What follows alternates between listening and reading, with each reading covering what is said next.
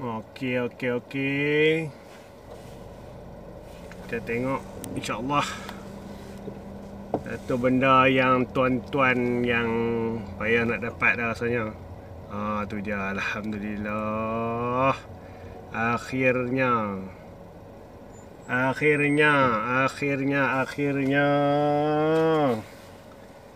500,000 kilometer.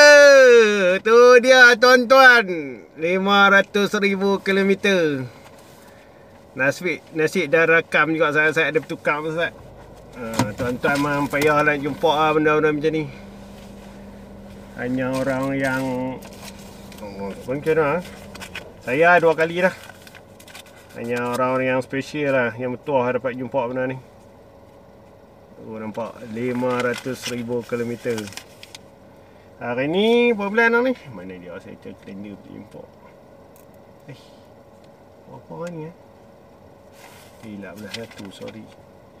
Hari ni hari Khamis.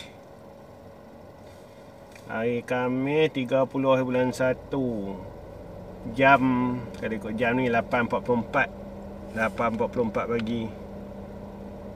Saya punya kereta beza cukup dah 500,000 kilometer. Perjalanan dia 1,5 juta dah. Dia nampak tu.